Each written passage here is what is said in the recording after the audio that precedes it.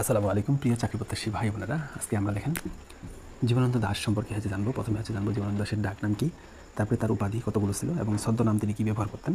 আপনারা অনেক ভিডিওতে কিন্তু এগুলো পুরোগুলো পাবেন না, তো ভিডিওটি শেষ পর্যন্ত দেখবেন।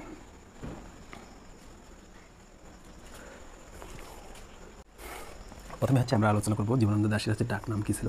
তো দেখেন আপনার জীবনানন্দ দাশের ডাক নাম ছিল মিলু। তো জীবনানন্দ দাশের ডাক নাম ছিল মিলু। আর তার যে ছদ্মনাম আছে তিনি শ্রী ছদ্মনাম ব্যবহার করেছেন এবং কালপুরুষ, দুইটি ছদ্মনাম ব্যবহার করেছেন, কালপুরুষ। তো দেখেন জীবনানন্দ দাশের ছদ্মনাম শ্রী এবং কালপুরুষ, এবং তার ডাক নাম কিন্তু মিলু। তো উপাধিগুলো আমরা এখন জানবো। প্রিয় শিক্ষার্থী বন্ধুরা, আমরা এর আগে জীবনানন্দ দাশের ডাকনাম এবং ছদ্মনাম দেখলাম। ডাকনাম ছিল মিলু এবং ছদ্মনাম ছিল দুটি, একটা শ্রী, একটা কালপুরুষ। এখন আমরা দেখব জীবনানন্দ দাশ যে উপাধি গ্রহণ করেছিলেন। এই উপাধি 9টি উপাধি তিনি পেয়েছিলেন। 1 নম্বরে যে উপাধিটা পেয়েছেন সেটি রূপসী বাংলার কবি বলা হয় থাকে।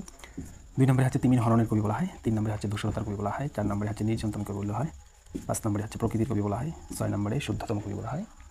7 নম্বরে পরাবাস্তববাদী কবি বলা হয়। 8 নম্বরে বিপন্ন বিস্ময়ের কবি বলা হয়। 9 নম্বরে চিত্ররূপময় কবি বলা হয়।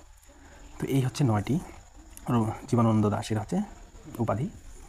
তো নির্জনতম কবি বলেছেন বুদ্ধদেব বসু। এটা খুবই গুরুত্বপূর্ণ একটি তথ্য, বুদ্ধদেব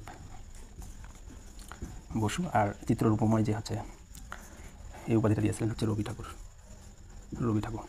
তো এই 9টি উপাধি। আর ডাকনাম ছিল মিলু।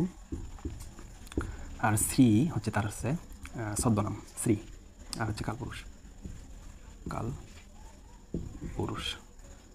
কালপুরুষ এবং শ্রী তার ছদ্মনাম, মিলু ডাকনাম, এবং এই 9টি তার উপাধি। রূপসী বাংলার কবি, তিমির হরণের কবি, ধূসরতার কবি, নির্জনতম কবি, প্রকৃতির কবি, শুদ্ধতম কবি, পরাবাস্তববাদী কবি, বিপন্ন বিস্ময়ের কবি, চিত্ররূপময় কবি। চিত্ররূপময় কবি বলেছেন রবীন্দ্রনাথ ঠাকুর।